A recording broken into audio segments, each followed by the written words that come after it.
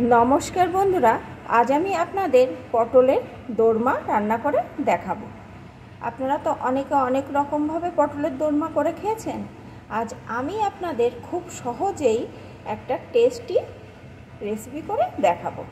তার জন্য দেখুন, এখানে আমি কয়েকটা পটল নিয়ে নিয়েছি। এখন প্রথমে আমি পটলগুলোকে কেটে নেব। একটা পটল নিয়ে নিয়েছি আর একটা ছুরি নিয়ে নিয়েছি। এখন এই পটলের গাটা এই ছুরি দিয়ে ভালো করে চেঁচে নিয়ে এই দুমুখ কেটে দেব। তারপরে এই গাগুলো এইভাবে আস্তে আস্তে চিড়ে চিড়ে দেব, দুই পাশটায় চিড়ে দেব। তাহলে বন্ধুরা, আমি পটলগুলো কেটে নিয়ে ফিরে আসছি। সম্পূর্ণ দেখাতে হলে আপনাদের ভিডিওটা অনেকটাই বড় হয়ে যাবে। পটলগুলো ভালো করে কেটে ধুয়ে আমি নিয়ে চলে এসেছি। দেখুন বন্ধুরা, পটলগুলো কেমন করে কেটেছি। এই যে এরকমভাবে দুই পাশটাই কিন্তু চিড়ে চিড়ে দিয়েছি। এখন আমি পটলগুলোর ভিতরে দিয়ে দেব একটু হলুদ গুঁড়ো, একটু লবণ,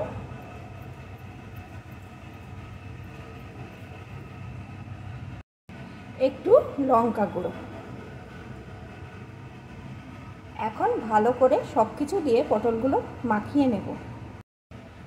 অফ ক্যামেরায় আমি হাতের সাহায্যে সব কিছু দিয়ে পটলগুলো মাখিয়ে নিয়েছি। আর পটলগুলোর গাগুলো যেহেতু চিড়ে চিড়ে দিয়েছি, পটলগুলোর ভিতরে কিন্তু সুন্দরভাবে মশলাটা ঢুকবে আর রান্নাটাও ভালো হবে।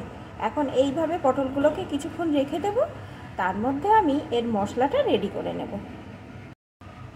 মশলা তৈরির জন্যে এখানে নিয়ে নিয়েছি একটা মিক্সিং জার। এর ভিতরে দিয়ে দেব একটা টমেটোর অর্ধেক।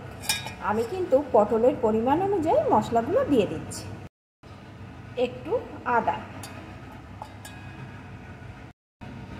কয়েক কোয়া রসুন, দুটো কাঁচা লঙ্কা, কয়েকটা কাজু বাদাম, কয়েকটা কিশমিশ। এখন এই মশলাটা পেস্ট করে রেখে দেব। আর রান্নার সাথে সাথে বলে দেব কোন কোন মশলাগুলো লাগবে। রান্নার জন্যে কড়াই গরম করে তারপরে আমি এতে পরিমাণ মতো সর্ষের তেল দিয়ে দিয়েছি। আমি রান্নাটা সর্ষের তেলেই করছি বন্ধুরা, আপনারা চাইলে সাদা তেলেও করতে পারেন।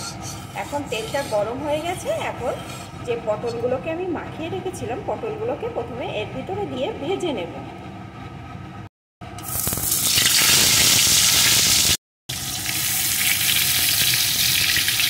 অল্প আছে পটলগুলো সুন্দর করে ভেজে নেব।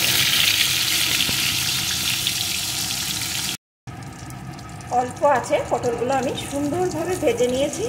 দেখুন বন্ধুরা, গাগুলো যেহেতু চিড়ে চিড়ে দিয়েছিলাম, ভাজার পরেই পটলগুলো কত সুন্দর দেখতে লাগছে। এখন এই পটলগুলো আমি তুলে নেব। ভাজা পটলগুলো তুলে নিয়েছি। এখন এই তেলেরই ভিতরে দিয়ে দেব গোটা জিরে। জিরেটা একটু লাল লাল করে ভেজে নেব। এখন এর ভিতরে দিয়ে দেব একটা পেঁয়াজ কুচি,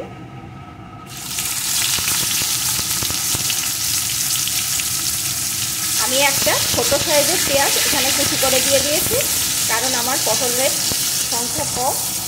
আপনারা পটল যে পরিমাণ নেবেন সেই পরিমাণ অনুযায়ী কিন্তু মশলাটা দিয়ে দেবেন। পেঁয়াজটাকে একটু ভেজে নেব, খুব বেশি লাল লাল করে ভাজবো না। এখন যে মশলাটা আমি পেস্ট করে রেখেছিলাম, ওই মশলাটা এর ভিতরে দিয়ে দেব।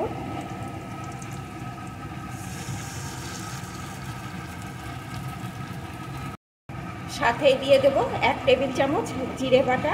আমার ঘরে জিরে বাটা ছিল, তাই আমি জিরে বাটা দিয়ে দিচ্ছি। আপনাদের যদি জিরে বাটা না থাকে, জিরের গুঁড়ো ব্যবহার করতে পারেন। একটু লঙ্কা গুঁড়ো, ঝালটা আপনারা আপনাদের স্বাদ অনুযায়ী দিয়ে নেবেন। কাঁচা লঙ্কা কিন্তু মশলার সাথে পেস্ট করা আছে। পরিমাণ মতো হলুদ গুঁড়ো, একটু চিনি, স্বাদ মতো লবণ। এখন এই মশলাটা সুন্দর করে কষিয়ে নেব।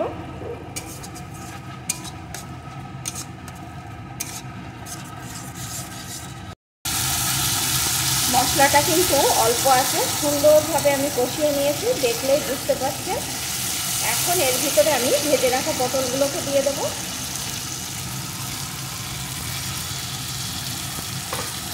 পটলগুলোর সাথে মশলাটা আরেকটু কষিয়ে নেব।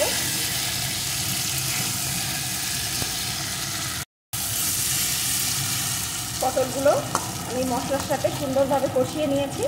এখন দিয়ে দেবো পরিমাণ মতো জল।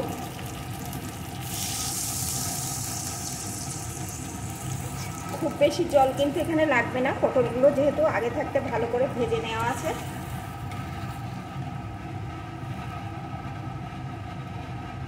এখন একটু ফুটিয়ে নেব। কিছুক্ষণ আমি ফুটিয়ে নিয়েছি। দেখুন বন্ধুরা, পটলগুলো কিন্তু একদম পুরোপুরিভাবে রান্না হয়ে গেছে। আর এটুকু ঝোল আমি রাখবো, কারণ নামানোর পরে ঝোলটা কিন্তু আরও টেনে যাবে। এখন আমি এর উপর দিয়ে দেবো একটু গরম মশলার গুঁড়ো।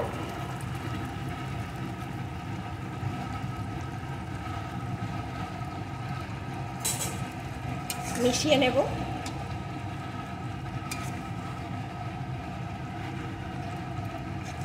এখন কিন্তু আমার পুরোপুরিভাবে রেডি হয়ে গেছে পটলের দোরমা। বন্ধুরা, এই রান্নাটা কিন্তু খুবই সোজা, খেতে কিন্তু অসাধারণ টেস্টি হয়। আমি এটা নামিয়ে নেব।